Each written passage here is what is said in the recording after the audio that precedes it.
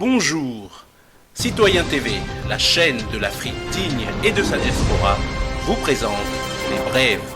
Au sommaire, Côte d'Ivoire, interview de Boubacar Koné, porte-parole du FPI. Et pour finir, actualité en France. Tout de suite, Côte d'Ivoire avec l'interview de Boubacar Koné, porte-parole du FPI.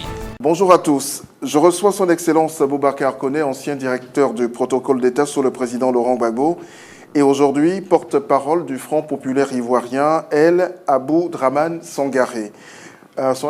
Excellence, bonjour. Bonjour. Et merci d'avoir répondu favorablement à notre invitation. Alors, Pascal Affi-N'Guessan a déposé hier en grande pompe sa candidature à la prochaine présidentielle. C'est exactement comme si vous n'existiez pas, puisque votre appel n'a pas été entendu. Merci. Je voudrais préciser que l'appel du FPI ne s'adressait pas en particulier à M. Pascal Affi-N'Guessan. Vous ne le reconnaissiez pas comme... Il est certes un ancien camarade. Il nous a quittés et aujourd'hui, il mène un combat qui ne nous concerne pas. Mais comment on peut expliquer ça? Il porte devant la loi, c'est lui qui est reconnu. Il revendique également son appartenance ou sa filiation au président Laurent Gbagbo, tout comme vous. Mais comment on comprend tout cela? Mais il faut comprendre que la légitimité est conférée par les militants. Et la légalité, qu'est-ce qu'on en fait? Mais la légalité, elle est en deux phases. La légalité associative est conférée également par les militants et par les textes qui régissent les associations. Mais en même temps, les le associations Front populaire ivoirien, pour qui je porte la parole aujourd'hui, est entré en congrès le 30 avril dernier et a élu à sa tête le président Laurent Gbagbo. Dès lors, en sortant de ce congrès, une nouvelle direction a été mise en place et c'est celle-là qui agit au nom des militants du Front populaire ivoirien. Ce même congrès, il est bon de le préciser, a exclu M. Affi-N'Guessan pour manquement grave à la ligne du parti. Aujourd'hui, nous considérons que M. Affi-N'Guessan est à la tête d'une organisation dont il n'a pas encore le courage de donner, à qui il n'a pas encore eu le courage de donner un nom. Il n'a pas encore le courage de baptiser sa nouvelle formation. Mais cette nouvelle formation dont vous parlez, c'est le Front populaire ivoirien? C'est ce qu'il dit, et c'est frauduleux. Mais en réalité, qui finalement est perdant dans cette histoire? Mais c'est lui parce que les militants le raillent partout. Il traîne une coquille vide. Il a confisqué les logos et les symboles du parti. Mais c'est pour un temps. C'est pour un temps. Vous avez dû remarquer qu'il ne peut pas marcher par lui-même. Il est obligé de se faire précéder par les portraits du président Gbagbo. Or, le président Gbagbo est le président de notre parti. Alors, est-ce qu'on peut dire que cet appel que vous avez lancé récemment viendrait du président Laurent Gbagbo ou pas? Mais c'est un appel qui vient du Congrès. C'est un appel qui vient... L'appel au boycott. C'est un appel qui vient des directives que le Congrès a données depuis le 30 avril. Et le président Gbagbo lui-même est astreint aux décisions du Congrès. Et donc, il a béni cet appel-là? Absolument. Absolument. C'est un appel collectif. Ben, en clair, est-ce que vous ne mettez pas à mal votre appartenance à la CNC, la Coalition nationale pour le changement, que vous soutenez, vous les soutenez, ils comptent sur vous, et en même temps vous dites, voilà, c'est pas la peine que vous alliez à ces élections-là, parce qu'elles ne répondent pas à tous les impératifs, à toutes les exigences du moment? Merci, nous sommes très à l'aise face à cette question. Nous sommes en phase avec tous nos partenaires de la CNC sur la question parce que les difficultés pour lesquelles nous avons signé une charte se déclinent en trois phases. D'abord, ce pays est en grande insécurité. En grande insécurité, ses habitants sont menacés au quotidien parce que nous avons en face de nous un parti qui s'appelle le RDR, qui est armé. On ne peut pas aller à des élections avec un parti en armes. Ces militants sont disséminés sur toute l'étendue du territoire, en des groupes de bandes armées, menaçant d'agresser tous ceux qui tiennent un discours différent du leur. Donc il y a la question de l'insécurité. La deuxième phase, c'est le jeu démocratique. Le jeu démocratique pour lequel encore nous sommes en phase avec nos camarades de la CNC. Voilà une commission électorale qui a tout, sauf son indépendance. Parce que la quasi-totalité de ses membres sont des militants du RDR. Son président, très controversé... Gervais Coulibaly n'est pas du RDR. Non, il n'est pas du RDR, il en est très proche. Et je sais de quoi je parle. En tout cas, il n'est pas avec nous. Oh, il n'y a pas trois adversaires dans ce combat. Mais il est là au nom de la grande famille de l'opposition. Ah oui, mais écoutez, dans le mot opposition, il y a à boire et à manger pour tout le monde. Mais nous nous connaissons. Nous nous connaissons dans ce pays. Voilà. Est-ce que ce n'est pas antidémocratique de vouloir exclure systématiquement ceux qui ne pensent pas exactement comme vous? Je prends par exemple le cas de Gervais Coulibaly, là, vous l'excluez comme cela d'un revers de la main. Non, on n'exclut pas M. Gervais Coulibaly, qui est un ami, qui est un monsieur très sympathique. Et vous avez travaillé avec le même président Laurent Gbagbo quand même. Oui, mais bien sûr.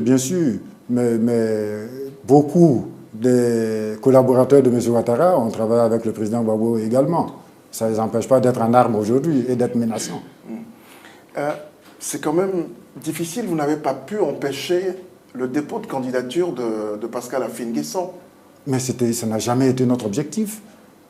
Le FPI n'a pas vocation à empêcher les candidatures des individus. Mais quand vous dites que vous empêcherez par tous les moyens légaux tous ceux qui usurperaient le nom du Front populaire ivoirien oui. À des causes personnelles, on s'attendait à ce qu'il y ait une réaction de votre part hier, mais on ne vous a pas vu. Non, mais si le moment auquel nous agissons nous appartient. On ne vous a pas donné une date à laquelle nous allions... mais sa candidature au nom du Front populaire ivoirien est déposée. Oui, mais la candidature n'est pas l'élection. Et la clôture du dépôt de candidature, c'est la semaine prochaine. Ce n'est pas l'élection non plus. Alors finalement, est-ce qu'on va à ces élections ou on n'y va pas du tout? Mais ces élections-là ne peuvent pas avoir lieu parce qu'elles ont été braquées à l'avance par M. Ouattara et son clan, puisque les conditions qui nous sont offertes sont la négation même du jeu démocratique. Est-ce que vous ne parlez pas comme si on était encore en crise? La Côte d'Ivoire n'est plus en crise. La Côte d'Ivoire est en crise et gravement en crise. Ce n'est pas parce que les armes ne tonnent pas que la Côte d'Ivoire n'est pas en crise. La Côte d'Ivoire est en crise profonde du fait du manque de confiance entre nous, du fait que nous avons plus de 700 de nos camarades en prison. Nous avons environ 50 000 de nos camarades en exil forcé. Écoutez, s'il n'y a pas crise avec ces facteurs-là, dites-moi quand est-ce qu'il y a crise. Il y a un phénomène qui s'amplifie depuis un certain moment, c'est le coup d'État permanent à l'intérieur des partis politiques. Oui. Le dernier en date, c'est au niveau du PIT. Oui. Qu'est-ce que vous en dites? La faute à qui? Mais merci de me donner l'occasion d'exprimer toute notre solidarité à nos camarades du PIT. Parce que nous sommes passés par là et nous avons trouvé les ressources en nous-mêmes pour dépasser ce qui a failli être une crise grave au FPI. Aujourd'hui, la crise est derrière nous, puisque celui par qui la crise est arrivée a été exclu. Mais il est toujours là. Et nous avançons. Il est là, à l'extérieur du FPI, je vous l'ai déjà dit. Est-ce que donc, nous espérons que nos camarades du PIT qui tiennent le bon bout, à notre avis, vont surmonter leur crise. Vous pensez que c'est un déni de démocratie? Mais absolument. Ce n'est pas la démocratie de s'aimer la zizanie chez les adversaires. Il faut laisser le jeu démocratique se faire pour que, en nous contredisant les uns les autres, la lumière puisse jaillir pour le bien de ce pays. Malheureusement, nous avons en face de nous des gens qui ne croient pas à la démocratie. La preuve, je vous l'ai dit tout à l'heure, ils sont arrivés par les armes, ils se maintiennent par les armes et ils menacent par les armes.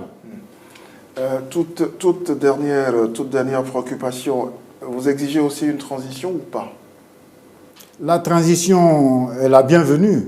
Le FPI n'en a jamais fait un point focal. Le FPI demande le changement. Le changement, quelle que soit la manière par laquelle ce changement arrive, le FPI est preneur. Vous demandez également un dialogue avec le pouvoir, avec le président Ouattara. Qu'est-ce que vous attendez de son projet de rencontre avec l'opposition le mois de septembre qui arrive? Nous attendons que le président Ouattara nous reçoive pour décider de désarmer ses partisans, qu'il nous reçoive pour accepter enfin de réformer la CEI, qu'il nous reçoive pour dire que le Conseil constitutionnel qui est là est illégal et qu'il faut des membres qui soient, j'allais dire, plus légitimes. En quoi ne sont-ils pas légitimes? Écoutez, la loi fondamentale dit que le président du Conseil constitutionnel est nommé pour 6 ans, une seule fois. M. Yaoundé n'a pas fait 6 ans, M. Vaudier n'a pas fait 6 ans, et on est là dans ce pays, on fait n'importe quoi.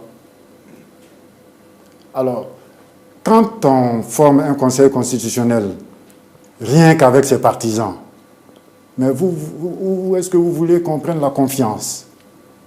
Le jeu est biaisé au départ. Le professeur Yaoundé était également très proche du président Laurent Gbagbo. Oui, mais tous les autres membres n'étaient pas forcément proches de lui, et vous le savez bien. Merci infiniment d'être passé par chez nous. Merci. Tout de suite, les titres de l'actualité en France. Nouvelle tentative d'attentat qui secoue l'Europe. Ayoub El-Kazani présentait tous les signes d'un terroriste en puissance et comme pour les frères Kouachi, Amédi Koulibaly ou Mohamed Merah, il vaquait tranquillement en liberté dans l'espace Schengen. Arnaud Montebourg joue sa carte à la fête de la Rose avec Yanis Varoufakis, ancien ministre des Finances grec. Il mise tout sur une offensive contre l'austérité.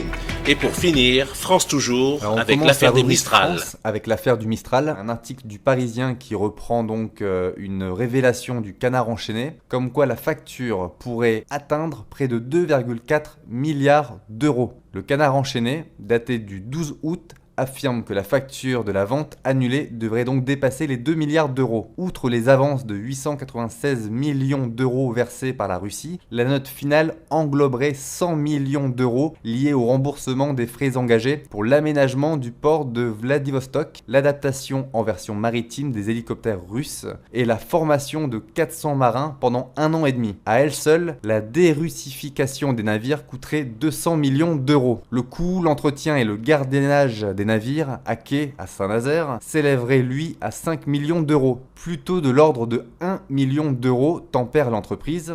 Ces frais sont effectivement à notre charge, mais ils sont couverts par un contrat d'assurance COFAS, précise un porte-parole du DCNS.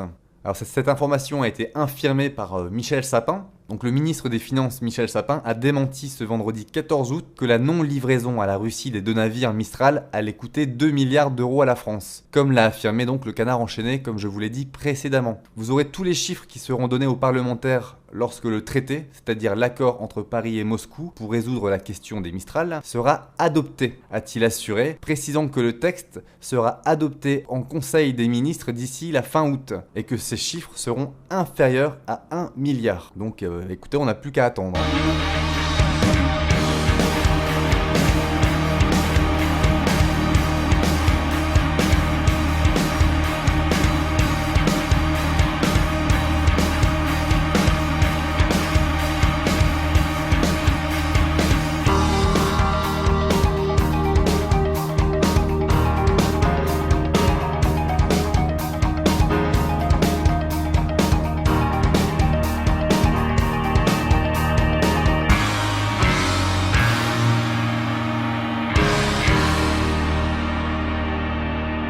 Citoyen TV, la chaîne de l'Afrique digne et de sa diaspora, vous a présenté Les Brèves.